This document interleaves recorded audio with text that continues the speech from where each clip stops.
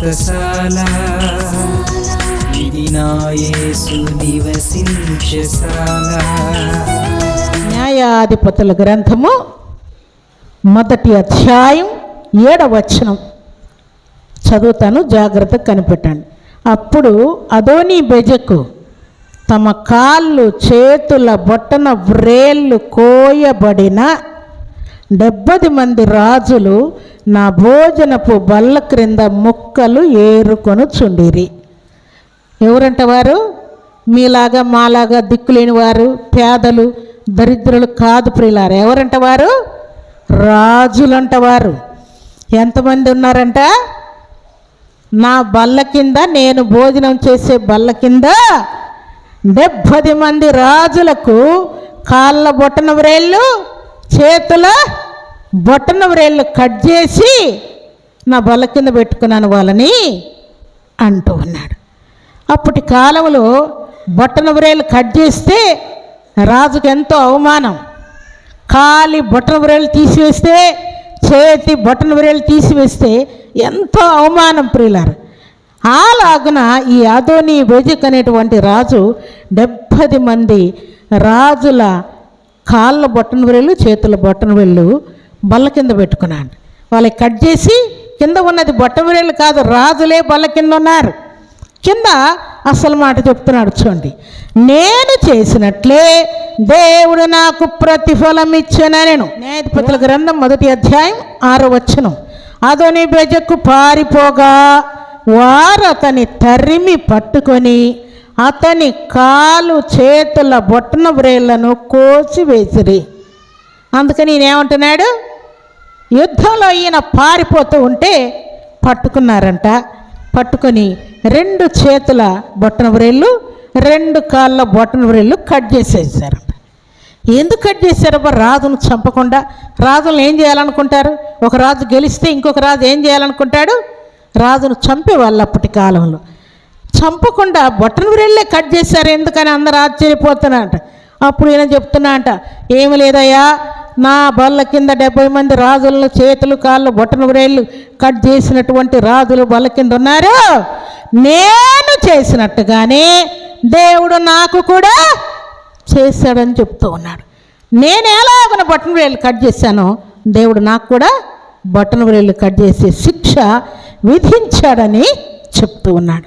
అనగా కఠినమైనటువంటి ఆలోచన కలిగి ఎంతో గౌరవంగా బ్రతికినటువంటి రాజులను బొట్టన వేలు కట్ చేసి కనికరం లేకుండా మూర్ఖత్వంతో ఆ బొట్టన వేలు కట్ చేసి బల్ల కింద పెట్టుకున్నందుకు దేవుడు కూడా ఆయనకు అదే శిక్ష విధించాడు.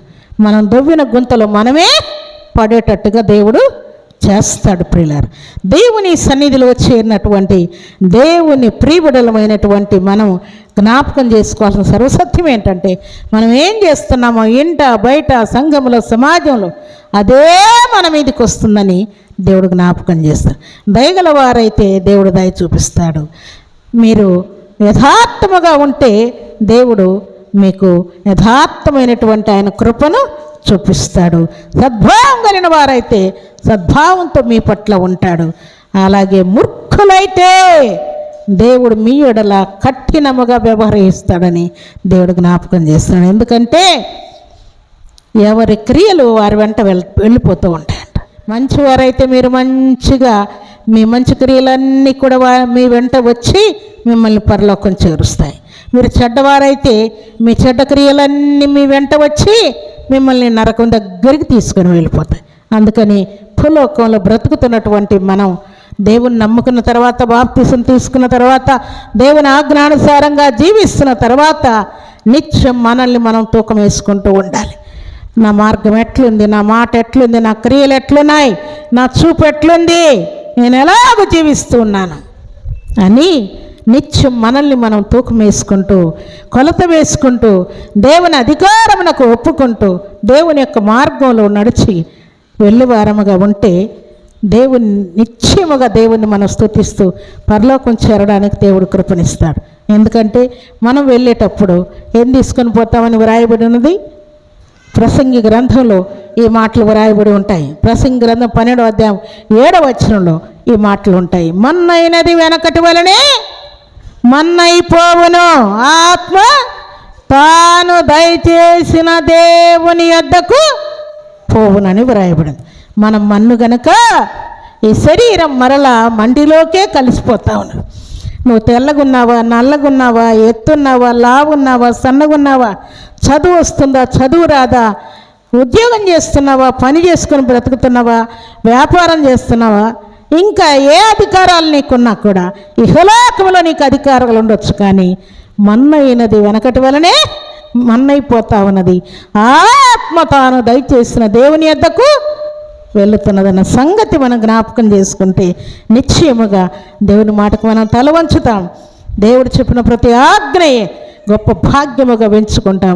వెండి కంటే, బంగారు కంటే దేవుని యొక్క మాటే విలువైనది, ఘనమైనది, శ్రేష్టమైనదని, సమస్త ఆశీర్వాదాలన్నీ దేవునిలోనే ఉన్నాయని, సకల ఆశీర్వచన స్తోత్రములకు మించిన దేవుణ్ణి మనం కలిగి ఉన్నామని భయంతో, భక్తితో దేవుణ్ణి ఆరాధిస్తూ ఇహలోకంలో మనం ముందుకు సాగాలని దేవుడు కోరుకుంటూ ఉన్నాడు.